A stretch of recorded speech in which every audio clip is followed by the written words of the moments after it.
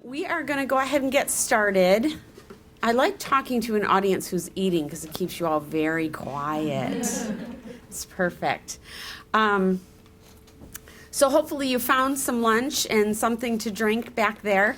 I'm putting up this first slide as kind of an introduction to Neurotypical Syndrome. We're here to talk today about students who think differently.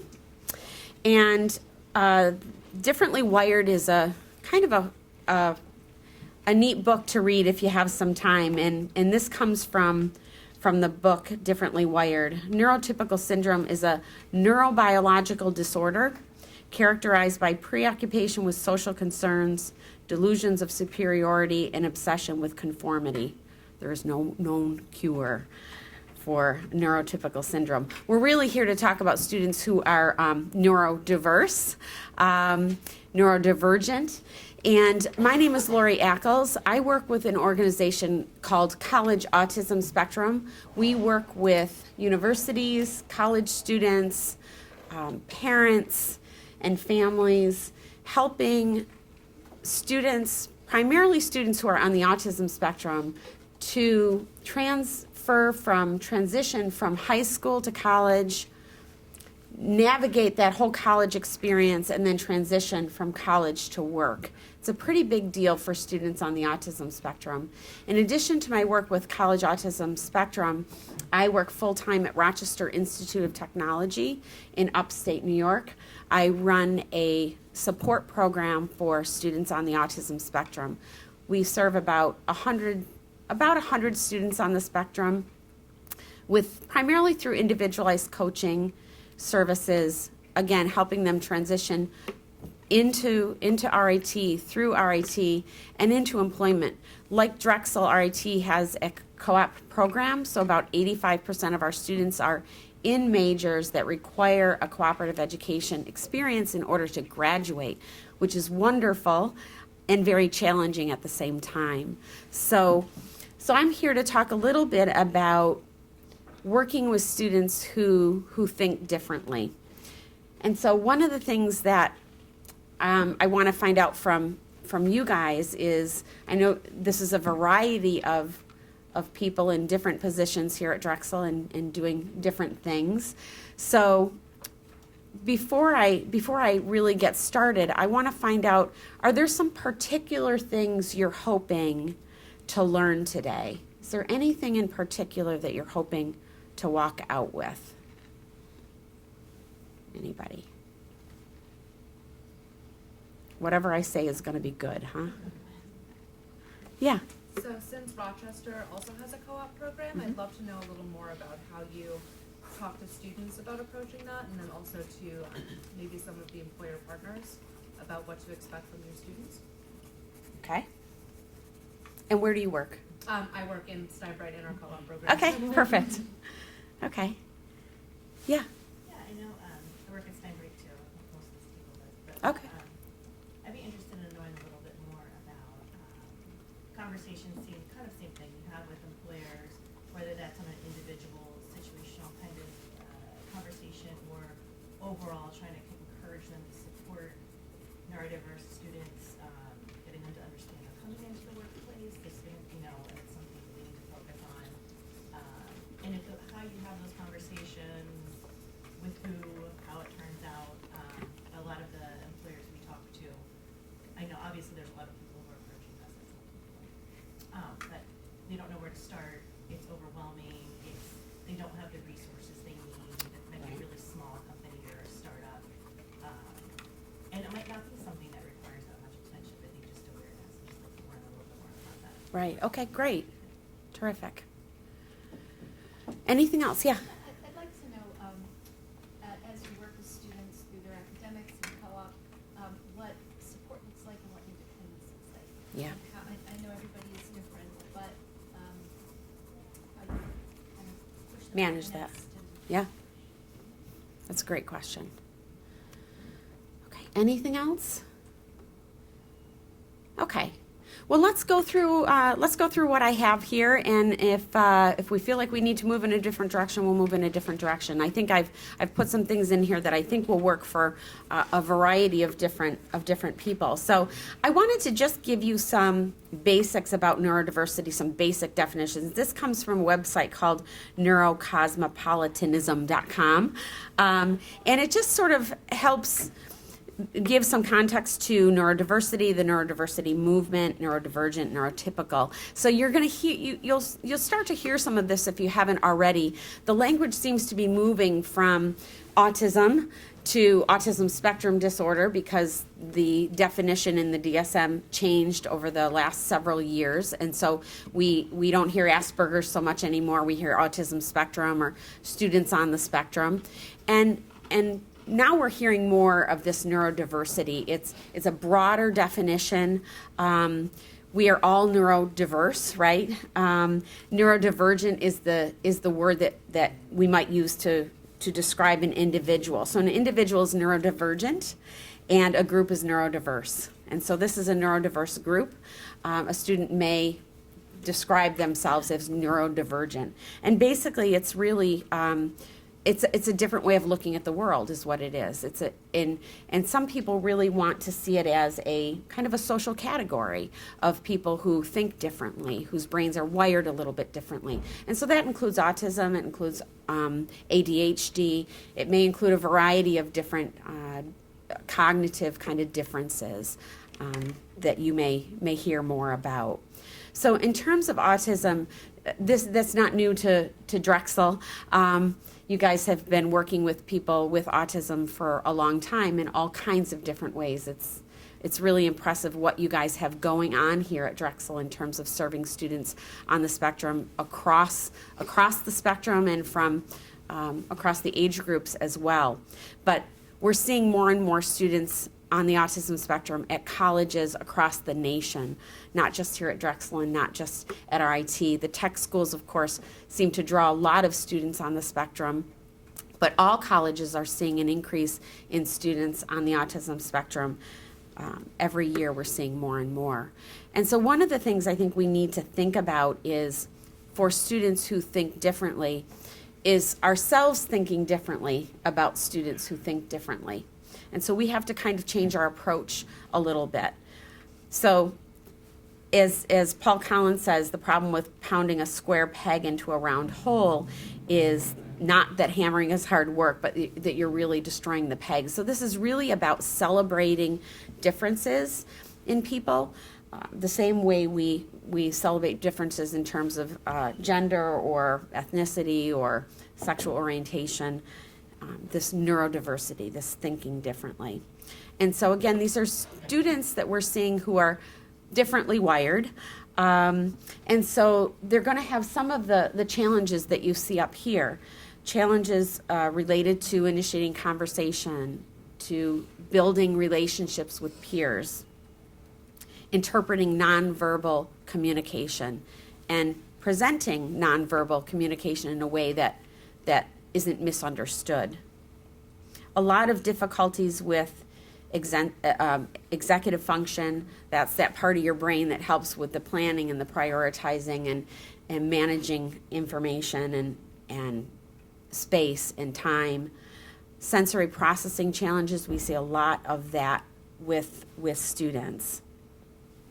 And how that comes out is the sensory overload.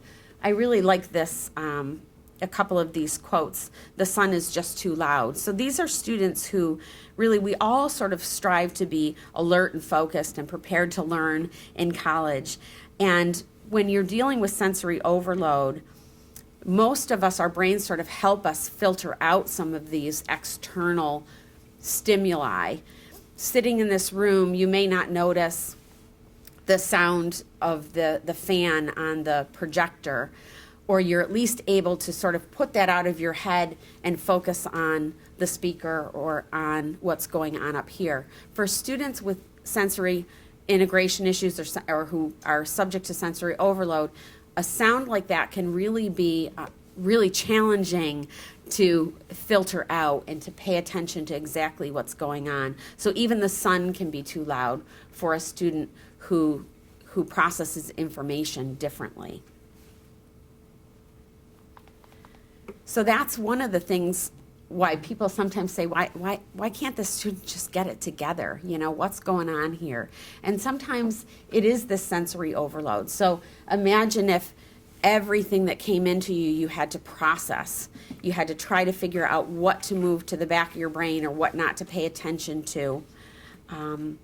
And if you just experienced the world differently and people didn't seem to really quite understand you, there's a website called Wrong Planet. And I think for students on the spectrum, they often feel like they've landed on this planet. How come everybody else seems to be able to figure this stuff out and I can't figure it out? Even as simple as when you come into a room like you came into today, figuring out where to sit, what do I do? Where does the line start for lunch? You know, how do I figure out where I'm supposed to sit?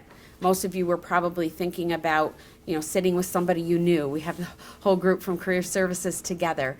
And so we sort of move through the world in a really, in ways that we really don't think about.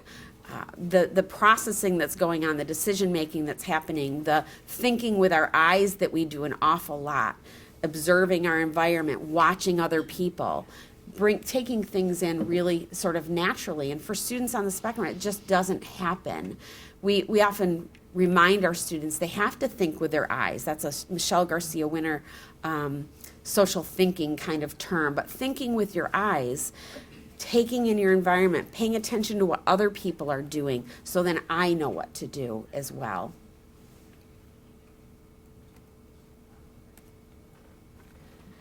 So emotional dysregulation is, again, we all, you know, regulate ourselves in different ways, but imagine if you were dealing not just with sensory overload, but with problems communicating and having people understand you and you understanding them, dealing with chaotic environments, things that change all the time. Coming to college for a student on the autism spectrum, it's a very social environment.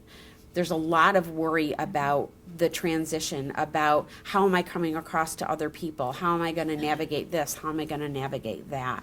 And that can really lead to this emotional dysregulation, which then sometimes looks like outbursts or pacing or too much movement in a place that is, you know, feels awkward to other people mostly.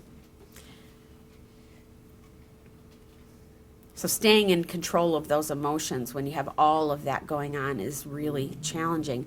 The other thing we have to remember is that students on the autism spectrum are not just dealing with all of those kinds of issues around social communication and regulation and all of that, but oftentimes these comorbid conditions that are going on at the same time. Many of the students that we work with not only are on the autism spectrum, but they're also ADHD, or have a learning disability. We see a lot of anxiety and depression in people on the autism spectrum. And when you think about what their life experience has been like, it's not surprising to think that there's a lot of anxiety in their daily lives. A lot of sleep issues, gastrointestinal things that students are dealing with because of sensitivities. So they have a lot going on, and of course we see a lot of college students with anxiety and depression these days, and our students on the spectrum are also dealing with that.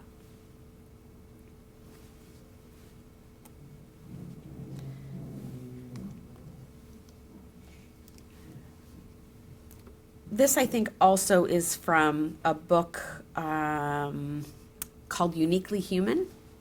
Another really interesting, really easy read that I would recommend. They talk about the opposite of anxiety really isn't being calm, it's having trust. And if you think about it, autism really is a disability, oftentimes a disability of trust. It's people on the autism spectrum have a hard time even trusting their own bodies and their own brains because of sensory overload, because of a different way of processing information. It's hard for students even to trust themselves. And then you think about the world, which is unpredictable, which is always changing, that's really hard to trust in, our environments and our world. And the inability to sort of predict the intentions of other people, the emotions of other people, how to respond to other people, and with having communication challenges, trusting people is also very challenging for students. So I think one of the things that we can do to work better with people on the autism spectrum is really to think about being one of those things that they can trust. So it's that relationship building that's, I think, the core of the work with students on the spectrum. I oftentimes have faculty who say, I'm having trouble with this student in my classroom. They're interrupting, they're talking too much, they're going off on tangents. And I say, well, have you talked to the student? Well, no, I haven't talked to the student. And I think some of that is fear. What can I say? What should I say? How do I approach it? And a lot of that is relationship building. It's getting to know the students, understanding who they are, what their challenges are, and using their interests to build connections with students on the autism spectrum. Students on the spectrum are pretty focused on what they're interested in oftentimes, and so that's sometimes a really great way to build a relationship with somebody on the spectrum, is to find out what is it what is their special interest, what is it that they're interested in, and build a relationship around that. Talking to the student, really listening to them. I do a lot of sort of digging with students on the spectrum. They sometimes just don't know what kind of information you need to know in order to help them best. So it's about asking enough questions. They're the experts on what is helpful for them. And so really listening to students on the spectrum. I had a student who was having a lot of trouble in a classroom. It was a writing class. And the student loved to write, was a great writer. But they were interrupting, they were talking for long periods of time without the faculty being able to really interrupt their thought process. And this faculty was becoming increasingly frustrated that this student was taking over the classroom, and they just didn't know what to do. And so I said, well, let's meet together. You, the faculty, myself, and the student, and let's, figure out what we can do. And when we started talking to the student, we found out that their experience in high school was that they were in advanced classes, so they were smaller classes. They were used to sharing the space with 10 or 12 students, not 40 or 50 students. But they had some rules that they had set up in their high school, and they worked for them. And so I said to them, what helped you when you were in high school? Well, I would wait 20 seconds, and if nobody else answered, then I could answer the question. I said, okay, well, that makes sense. That might not work here, but let's think about what would work here. Well, how about if I limited to just talking twice during the class?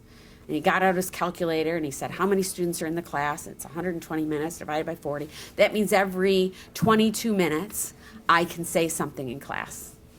That's perfect. What about when you go on for long periods of time? Sometimes you talk for a long period of time and we only have a 20-minute discussion and we really need to be able to wrap it up.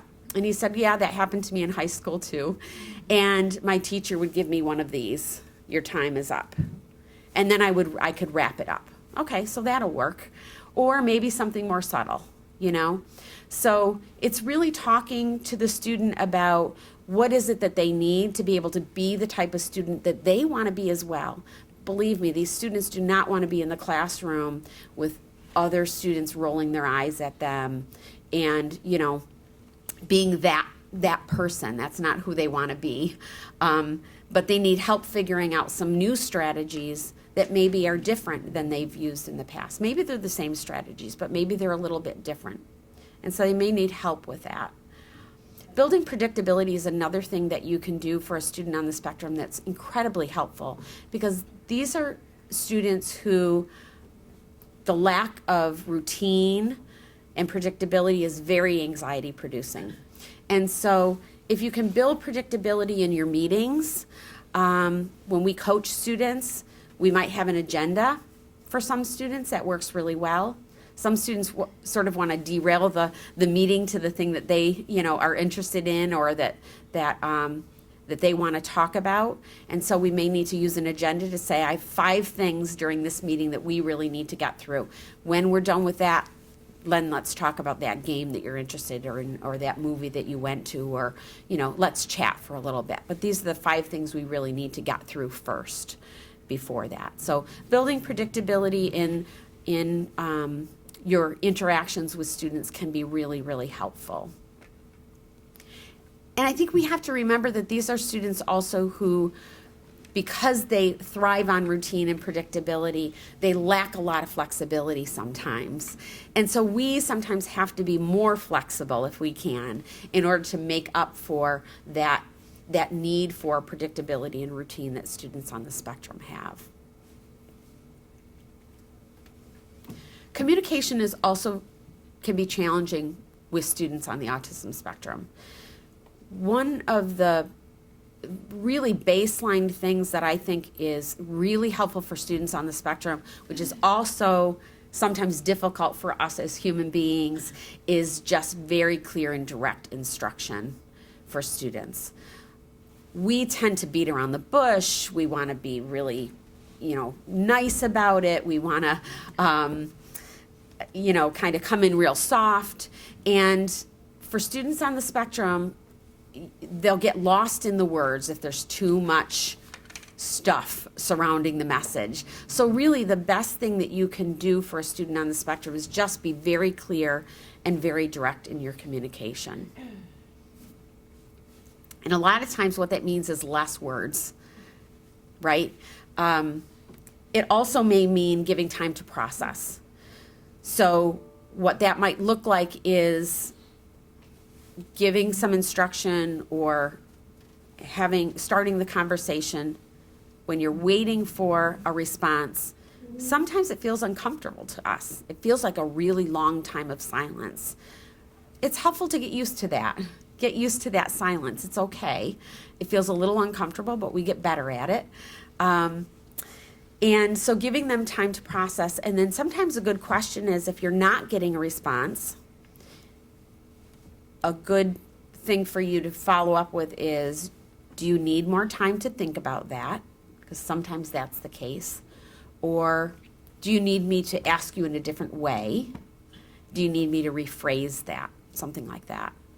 So less is often more, giving some time to process, and then asking, are you still thinking? Okay? Considering the environment is important. If your office is filled with books and stuff on your desk, and sometimes these offices are very small and we're trying to cram an awful lot in them, thinking about the noise that might be going on, the distraction through the windows with people walking by, anytime that you can make an environment less distraction-free, more distraction-free, the better it is oftentimes for students on the spectrum.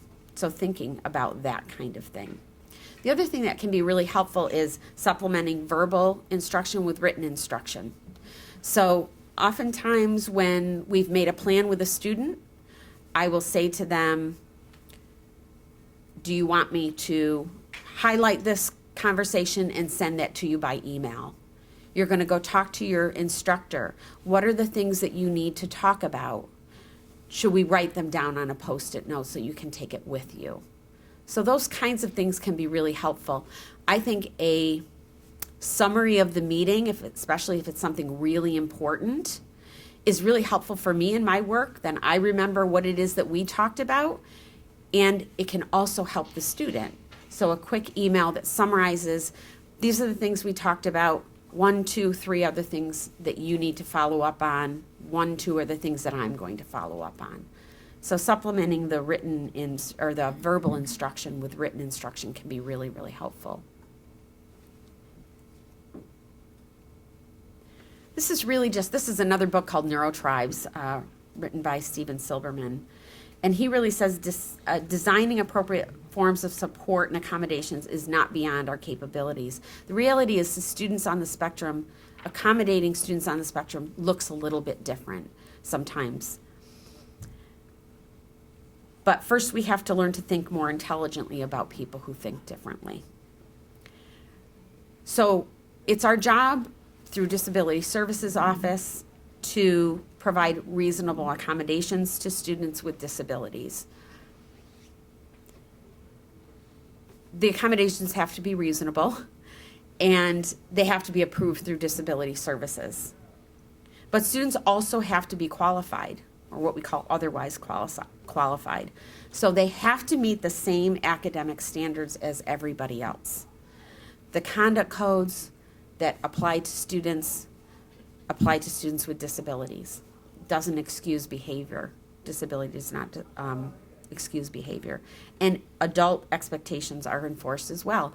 We can't have students laying on the floor, pounding their feet or pounding their fists when something doesn't go well, right? Students are expected to be able to meet the same standards as every other college student. They might need an accommodation in order to do that. They might need a little extra time. They might need a little extra patience or a little more explanation. But we don't change the fundamental requirements in our courses for students on the autism spectrum or students with disabilities. And accommodations can't fundamentally alter the programs or the standards that are met. Doesn't mean that students aren't going to struggle with those sometimes. So I want to talk a little bit about some potential problems and some potential solutions as well. So students who are coming, especially students who are coming in from high school and coming into college, it's going to feel different. The coursework's going to look different. The environment's going to look different. There's a lot of things to manage. And so students can get very overwhelmed with, especially with competing timelines, with initiating work, with following through, with staying focused. Some of our students do really well with completing assignments and they don't turn in the assignments. If you don't turn them in, you don't get the grade on them and you can't pass the class. Students do really well with testing. Okay, that's great, but you also have to do the homework. Unless it's only worth 5% of your grade, and I guess then you can give up that 5% of your grade. But students need to be able to handle an awful lot. It is a lot for students to handle. Students who are at Drexel and at RIT are also managing co-op search at the same time. That's a lot to handle.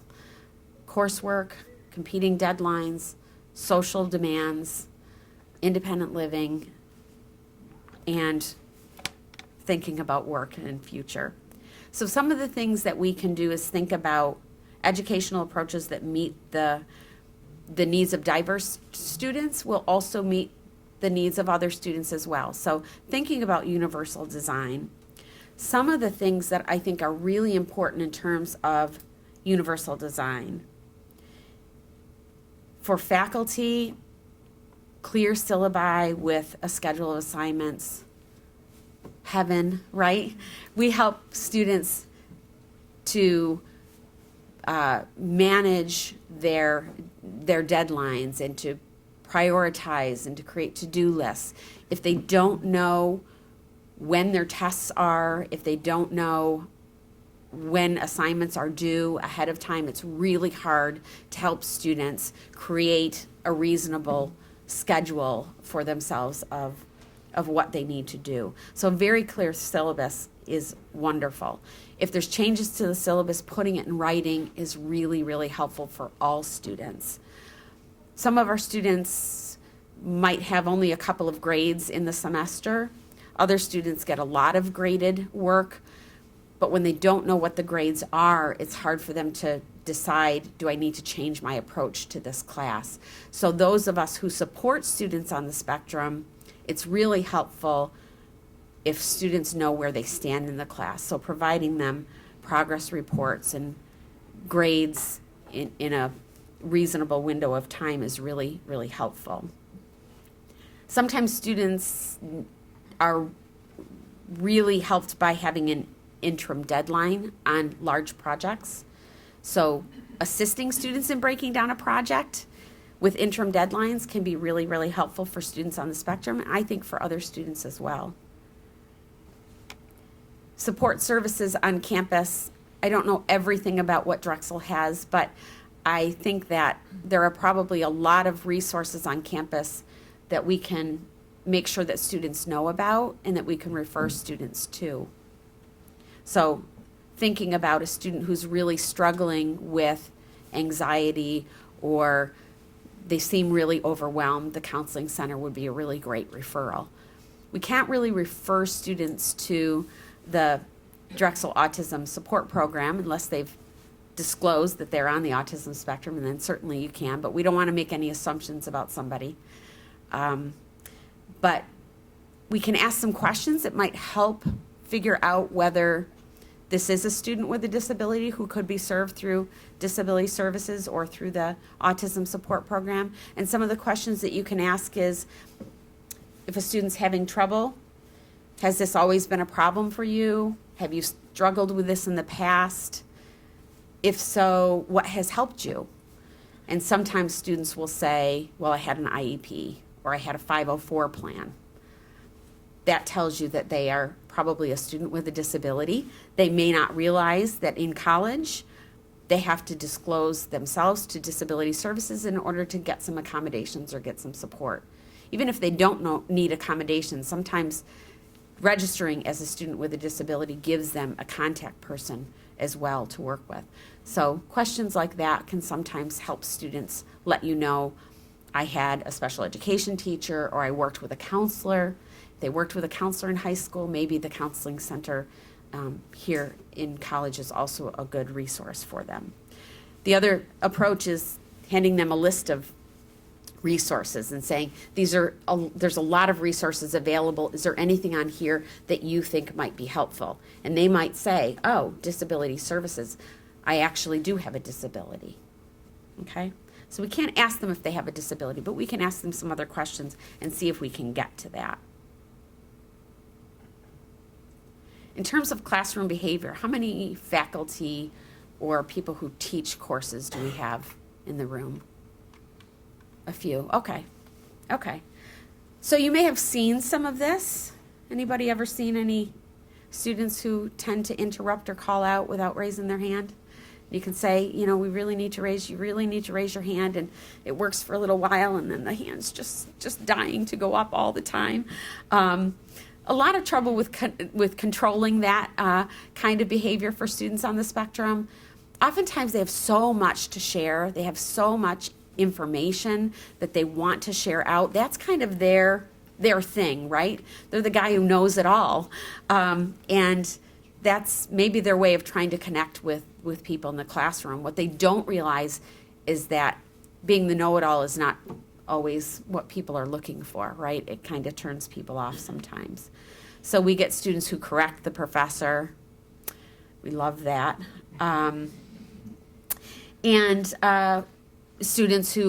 We've had students who need to move around. They need to move around in order to keep themselves regulated. What they sometimes don't realize is you can't move around up and down the aisle of the classroom or, you know, in front of the professor, right? So they need to be able to have some direct instruction on, if you need to move around, please do that at the back of the room. Sometimes students who need to move around don't want to leave the classroom to move around because they're afraid of what they're going to miss when they're gone. So sometimes a student who really needs that time to process information, to sort of decompress, to pull themselves back together a little bit if they're feeling overwhelmed, might worry about missing part of the lecture. And so if you have a student like that, maybe an accommodation for tape recording of lectures might be appropriate, or just a consideration of, if you need to leave and you want to come to office hours this week, we can talk about any questions you have where you may have gotten lost, things like that. So some things that we can do about classroom behaviors. Sometimes it does help students to have sensory objects with them. Of course, we don't want something that's making a lot of noise. Or I once had a student who would bring a transformer. Okay. In college, that's not really appropriate, but maybe we could trade that out for some silly putty or something that we can hold in the pocket and use, or even an eraser, which is much more college appropriate than a transformer would be. But sometimes that sensory is really something that they need in order to pay attention and keep things under control. Even sometimes allowing water or drinks can help for students, and I think that helps all of us. Taking breaks, like I said, some reassurance that if you miss something, if you need to take a break, please take a break. Sometimes a student on the spectrum who needs a break, who doesn't want to take one, isn't doing themselves or any of us in the classroom a favor, right? So helping them realize that it's okay to take a break, and if you miss something, we can talk about it afterwards. And sometimes audio taping of the lecture would help them with that as well. I sent 2 handouts that you can get on your way out. One of them is a faculty fact sheet, very general faculty fact sheet. I call it a faculty fact sheet. It's actually probably helpful in any work that you do. It gives you some basic things that you may notice about a student on the spectrum, some strengths that they bring, some challenges that they might bring to the classroom, and then some strategies as well. And then there's a really nice article called Tips for Classroom Discussion. I don't even know who wrote it, to be honest with you, but I use it a lot, and I would really recommend taking a look at that. One of the suggestions is this avoiding of cold calling. But some of the other things that you can do to keep sort of classroom discussion in control is some rules that you set out right at the beginning. It's really best to do this at the very beginning of the semester for everybody. So we have some rules around classroom discussion. Everybody is going to have a chance to talk. I'm going to let you know if I feel like you need to shorten things up. I'm going to give you this kind of clue. We have a talking stick, maybe. Sometimes students on the spectrum need something visual, so it's not your turn to talk if you're not holding whatever the item is, the rubber chicken or whatever it is. But it can help to have that visual reminder that it's not your turn to talk. When you have the talking stick, it's your turn to talk. Otherwise, it's someone else's turn to talk. It's also really confusing sometimes to understand what good participation looks like. So I think it's important to kind of put some structure around that. So when we work with students, we ask oftentimes, especially if they're being graded on classroom participation, what does that mean? What does good classroom participation mean? So it can be helpful for you to put that out to your students, what good classroom participation looks like. It looks like I'll be looking for everyone to contribute at least once during the class and no more than 3 times or whatever. If you indicate the length of the discussion, we have 20 minutes to cover this piece. I'm going to ask that anybody who shares, you keep it to 2 minutes. If you're going over that, I'm going to give you this kind of sign, right? That helps everybody. Letting everybody know there may be an expectation that we'll need some wait time for each other, and that there is an expectation of good citizenship with each other, that everybody participates in different ways and everybody processes information in different ways, and we all have different things to share, and we all have different strengths and challenges, and we are going to be good citizens to each other. We find that students on the spectrum oftentimes struggle with writing. I see a lot of students on the spectrum who are really good writers. They're what I call reluctant writers. They have a lot of trouble with open-ended, with choose your own topic. Some students have trouble with choose your own topic. Some students have trouble with here's your topic. You don't get to choose, right? So comparing and contrasting is challenging for students on the spectrum. Long-term assignments, which is often essay assignments, are often very challenging.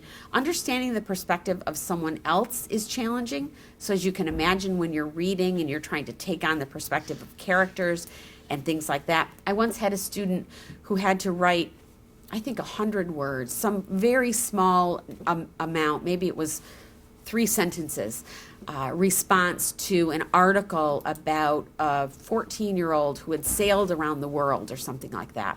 And the prompt was, what do you find most interesting about this story? And the student didn't do the assignment. And it was I think a first year writing or a year 1 course, a transition course. So there wasn't many grades, there wasn't a lot to do, it wasn't a big assignment, but it needed to be done. And I said, what is going on with this assignment? It's late, you still don't have it. Talk to me about what the problem is with getting this done and handed in. And he said, I didn't find it interesting. Okay.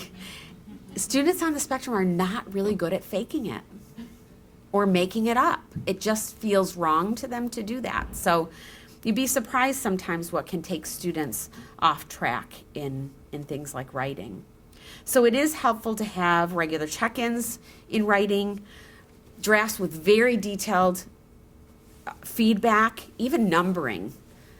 These are some areas I want you to go back and look at again, right? Then when they can work through one thing at a time. We often will refer students to our writing center. At RIT, we have a drop-in writing center. For students on the spectrum, that doesn't really work very well. It helps if they can meet with the same person. It helps if they can meet with this person every week. Students say, well, I'll go when I need it. How will you know you need it? Sometimes students on the spectrum don't know they need it until it's too late. And so having that sort of proactive meeting with a writing instructor can be really helpful, and they can help them work through the feedback as well. Sometimes students have a lot. I find that students on the spectrum sometimes write in their heads, and the trouble is getting it from here to here. That's really the trouble. And so sometimes voice activation software can help students to be able to talk out what's in their head. Some reason they feel like putting it on paper is too much of a commitment. I'm not ready to do that until I have it exactly right in my head. That's just not a good way of writing. Sometimes it's turning off your keyboard and just typing then, so you're not looking at what you have on there. So exams, oftentimes challenges with exams are addressed through accommodation, but students do have trouble with distracting testing environments. They're looking at other people, then they're getting nervous that other people are finished and I'm not finished yet. Essay questions can be really challenging, especially if they're written in writing. Some of our students have a lot of fine motor skills, so writing is not only challenging for the student, but if you're the one who has to read it, it's really challenging for you as well. So, as I said, a lot of challenges around exams are probably met through meeting with somebody in disability services in order to talk about a distraction-free environment, extended test time, use of a computer, especially for maybe for written parts of exams, can be really helpful. Sometimes students don't want to use a test center because then they can't ask clarifying questions, which sometimes students need to do during exams. So faculty sometimes will provide the extra extended time in the classroom if that's possible, so that they still have access. In the test center at RIT, if a student needs a clarifying question, they're able to text to the faculty and ask those clarifying questions for them. Presentations. Students on the spectrum oftentimes have a lot of social anxiety, so standing up in front of a group can be really challenging for students. Modulating voice is challenging for students. Reading the audience, trying to figure out, are they getting what I'm saying? Are they understanding? Do I need to say more? Do I need to say less? Is really challenging. Sometimes it just makes a difference for a student to be able to present from the back of the room instead of the front of the room, if that's possible. Presenting to a smaller group or presenting to the professor only is a possible solution to those kinds of things. And sometimes there is just no reasonable accommodation. If you're in a public speaking course, public speaking is a part of the course, and it's not something that can be changed. But can we speak, again, from a script? Can we voice it out in the script and play it? Maybe that helps. Or to a smaller audience instead of the larger group.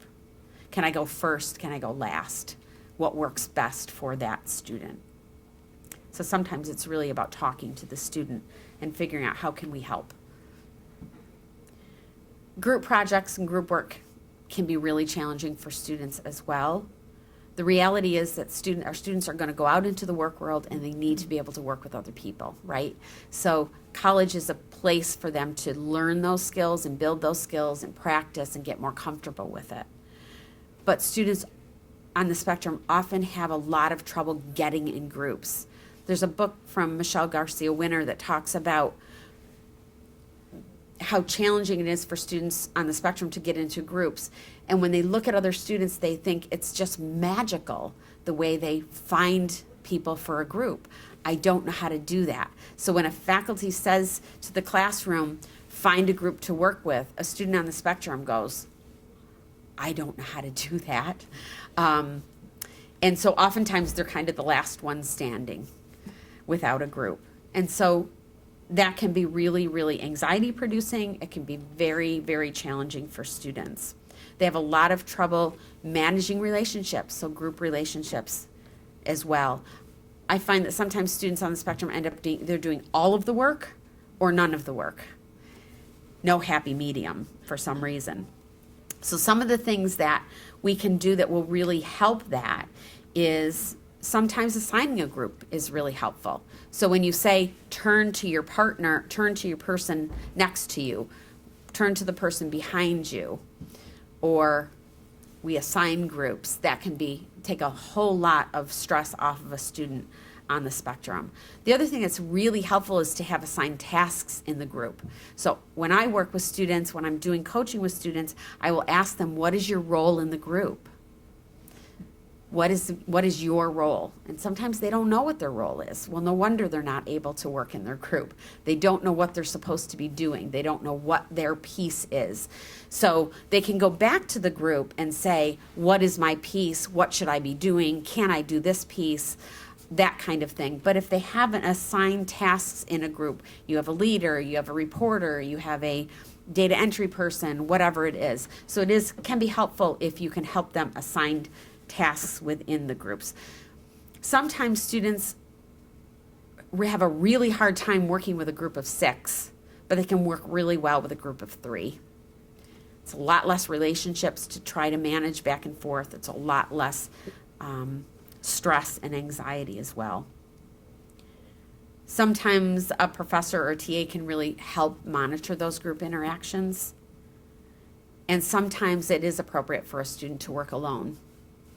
Not always and not forever, but maybe for the first project it's work alone, the second project it's a team, and then or a partner, and then you're working in a larger team, and working up to that can be helpful. So some other things in terms of faculty, using a syllabus statement so that students know that if they're a student with a disability that there is an office on campus that they can utilize. Encouraging students to visit office hours early, hugely important. We have students what a difference it makes when they go and meet their professor in the first 2 weeks of class, which is what we always suggest and they don't always do, versus waiting until they have a problem, right? Then they have to go, now they're already worried that they're struggling, and now they have to tell the professor that they're struggling. And it can be really overwhelming to do that. So I've had faculty who have made it a requirement that the student come and visit office hours in the first 2 weeks, just to have a discussion, just to meet each other and understand how can I be, how can I help you be the best student that you can be. We also encourage students to, especially students on the autism spectrum, to introduce themselves to their faculty by email if that's more comfortable. This is who I am. These are the things that I'm really good at. These are the things that are challenging to me. These are the things that help me. And that can be really, really, really helpful. The faculty fact sheet is the thing that you can get on your way out, and I would say that please circulate that among your peers. And if you have questions, you have some people on campus that you can reach out to and can be helpful in your work. I think the other thing that can be really helpful is if a student is not meeting expectations,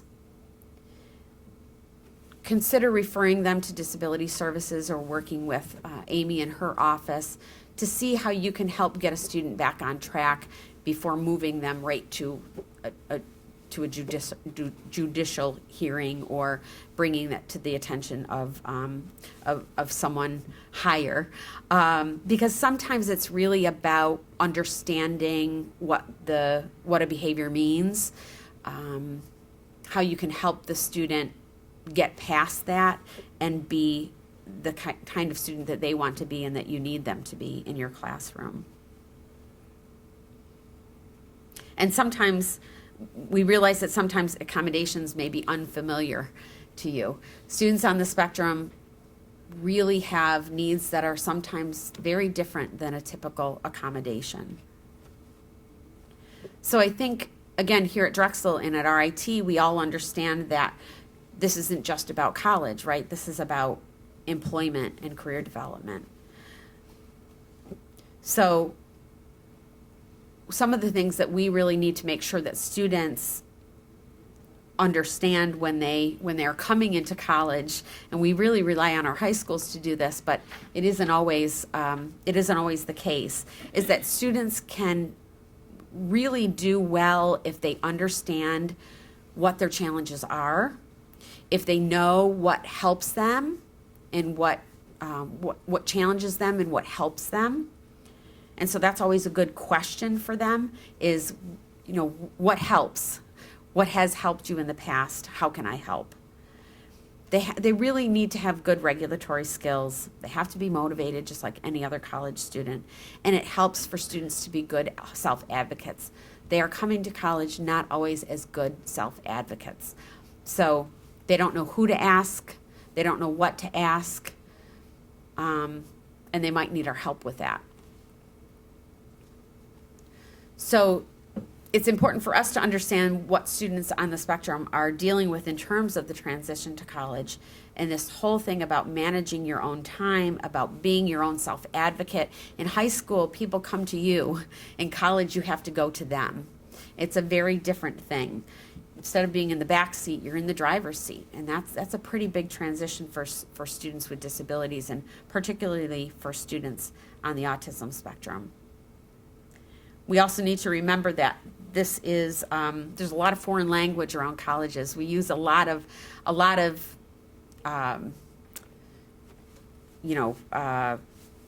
Bursar's office and DASP and DSO and ASC and all of these things that people who have not been here before don't understand. So we have to really make sure that we're using language that students understand. There's also just a lot of downtime, a lot of free time, a lot of social time in college. So it's a challenge for students on the spectrum because it's just a highly social environment that they're being thrust into. So it's going to take them some time to get used to that. And they're not always going to do it right.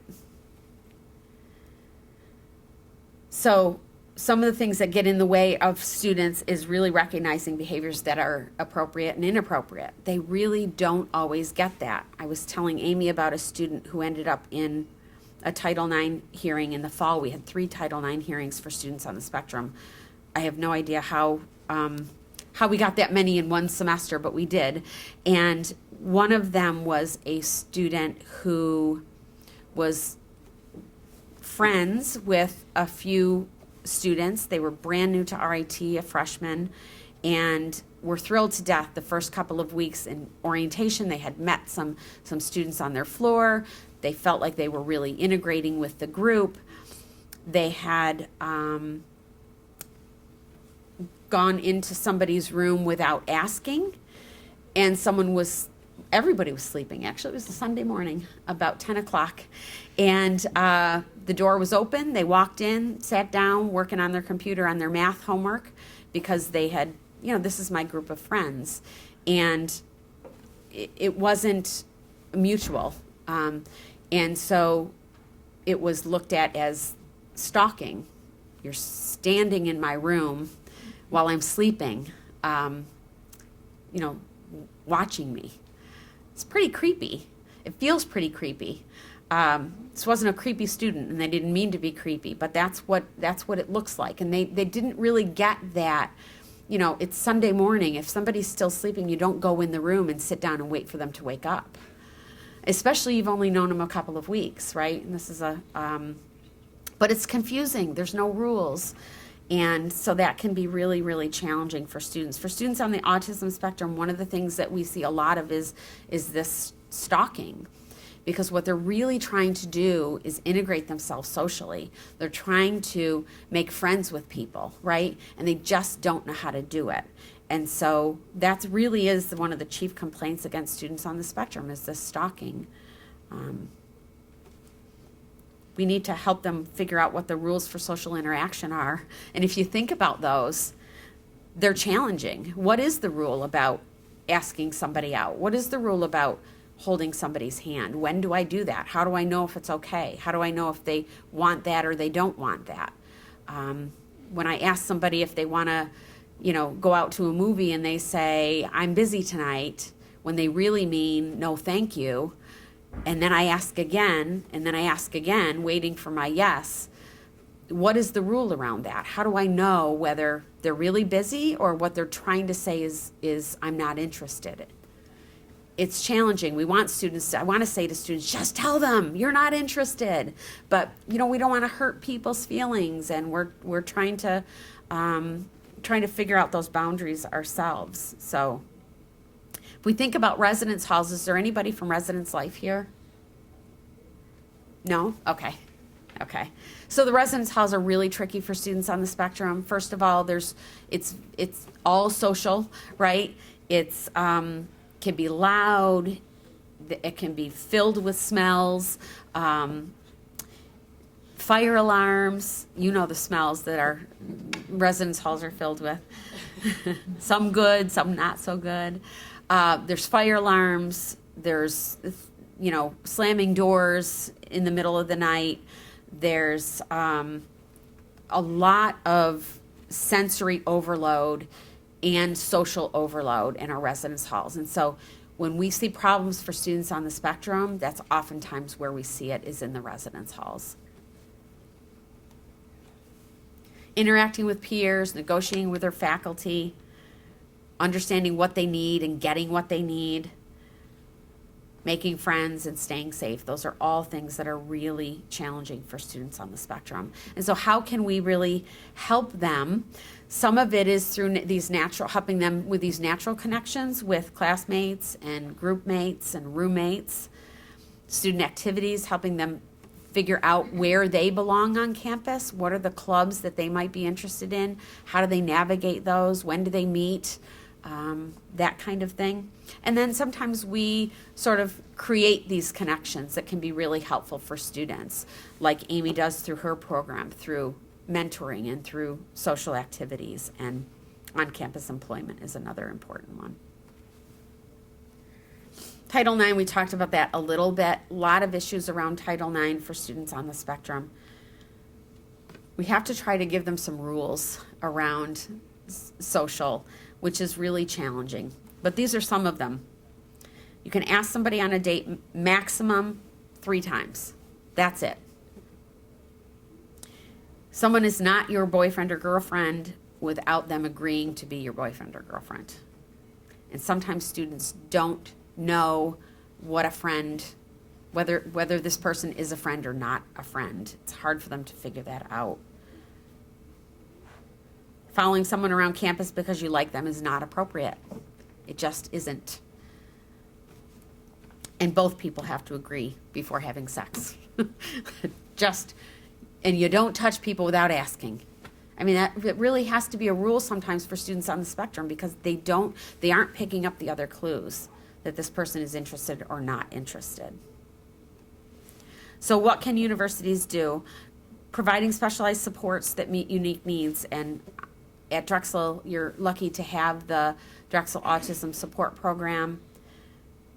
There are about 65 or 70 programs throughout the nation on college campuses focused on meeting the unique needs of students on the autism spectrum. About 10 years ago, there was about 5. So the need is growing and there's been a response, which is really wonderful. We need to also make sure that we're training our faculty, our staff, and our student leaders are really important. RAs, OAs, so residential assistants, orientation assistants are really important. People who run clubs are really important. How do you integrate students on the spectrum? It takes a village, it really does. It takes all of us. Students really do need to be prepared earlier. I think there's a summer program that happens here. We do a pre-orientation program at RIT for students with disabilities or students on the autism spectrum. That can be really helpful.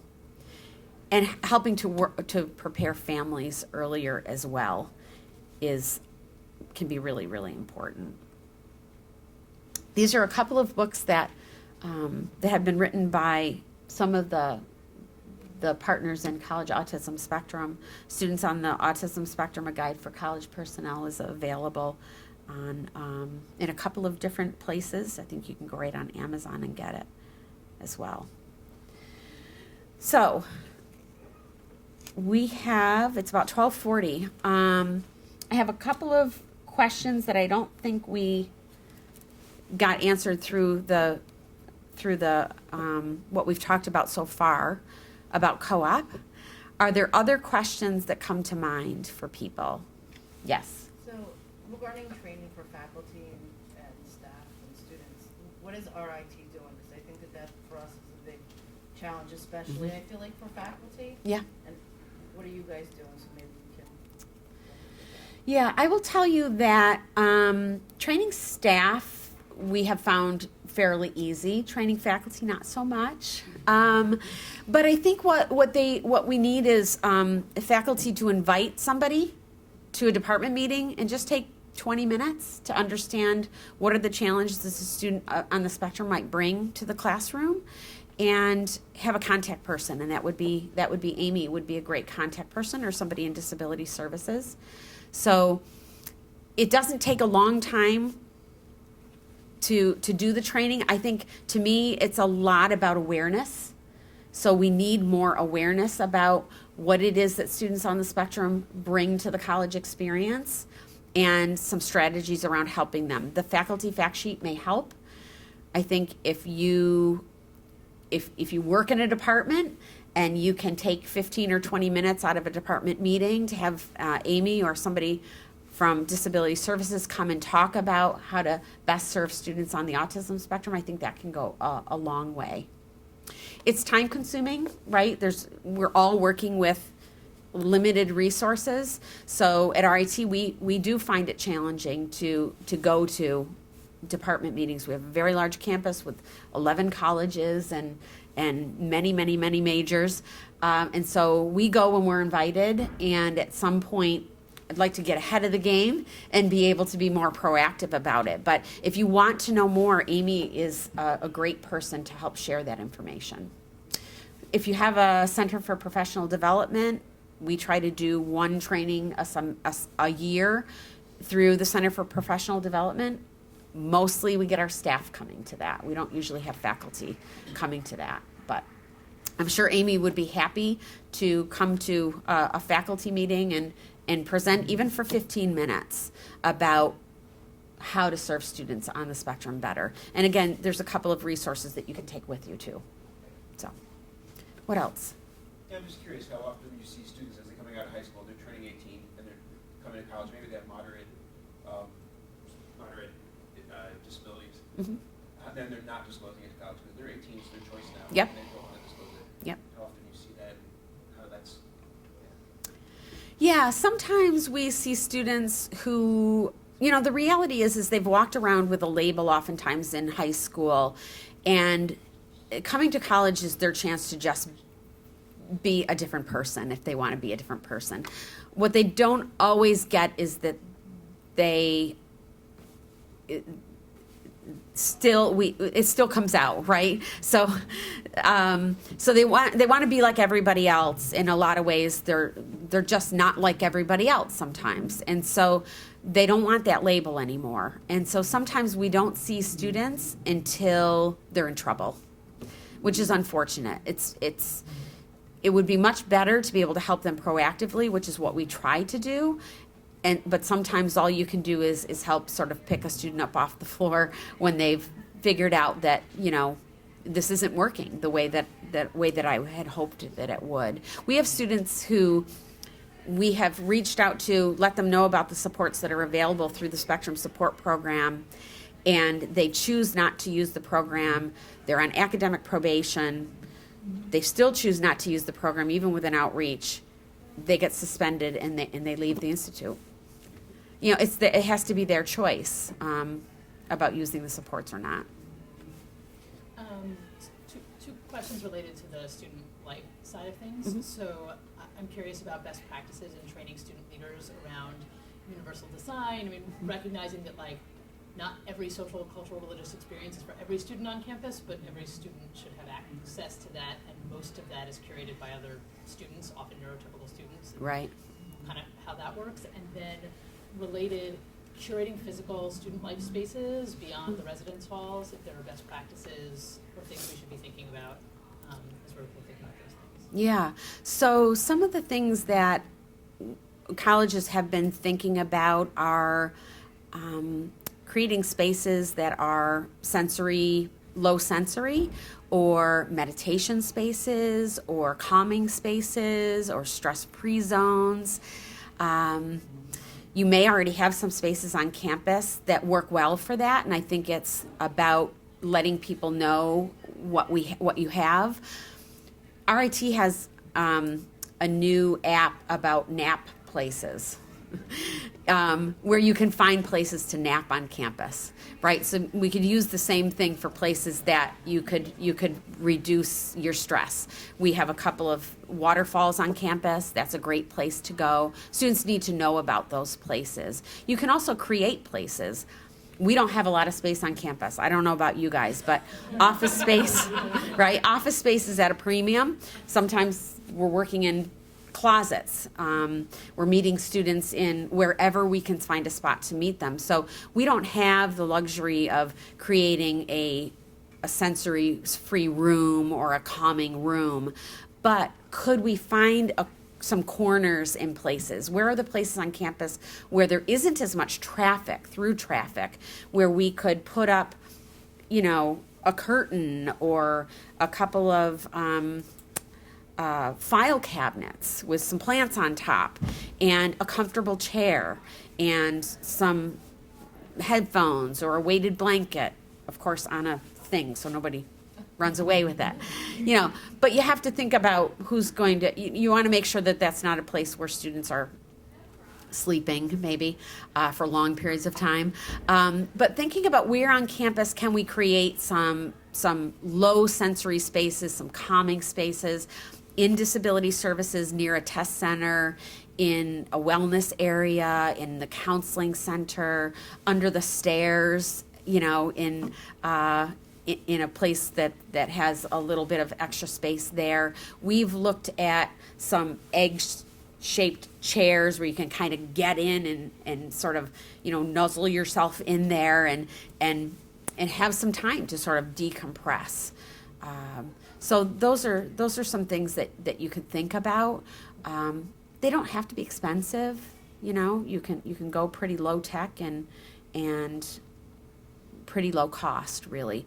At the AHEAD conference, the Association for Higher Education and Disability, they created a sensory space for about $300.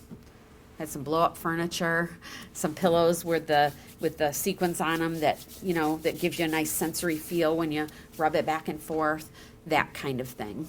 So, yeah. I wanted to ask, like, also from student life perspective, like, you were saying people aren't good advocates, and I experience that a lot.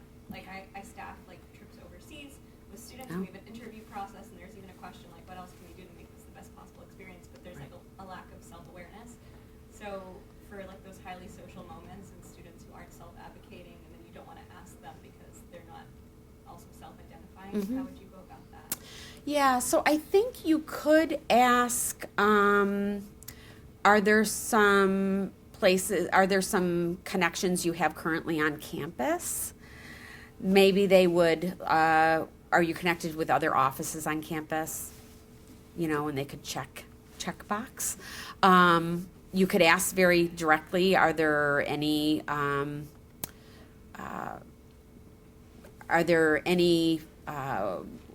thing that you're worried about in terms of this, or this? And you could put socially, academically, physically, you know, things like that. You could be more specific to try to draw some of that information out.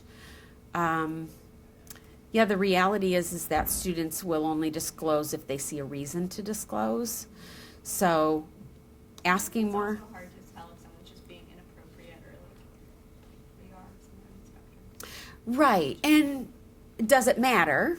I mean, whether they're on the spectrum or not, they need to be appropriate, and they probably need, you know, to be explained that that's not appropriate. We don't do that. You know, that's very clearly that's inappropriate. So, yeah. Can I ask one more question? Yeah, go ahead. Sorry.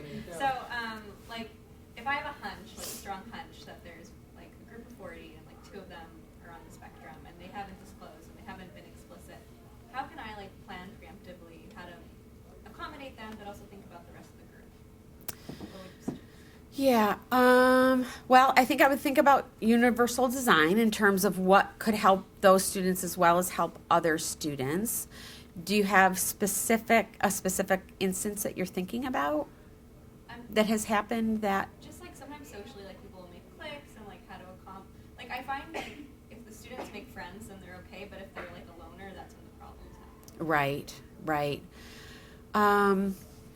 So I think finding things that students have in common can be helpful to bring them into the fold. Maybe asking students what their interests are and trying to pull students together around some of those interests. We have a lot of students who are interested in anime, in Dungeons and Dragons, you know, some of those real geeky things that probably you have on this campus as well. So I think just trying to build some community around things that students have in common might help. Can't really think of anything in particular.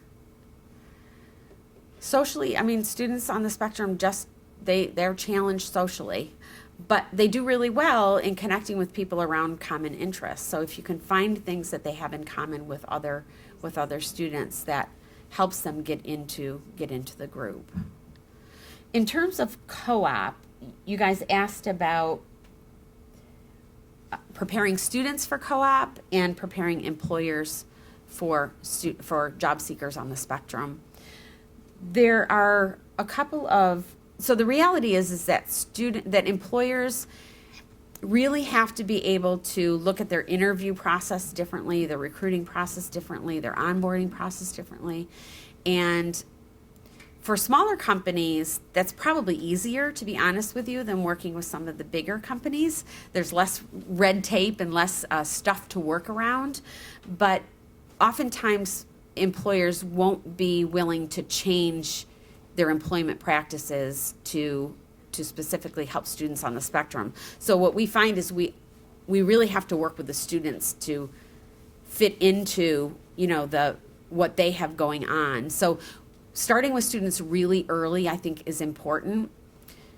At RIT, we do an early co-op prep.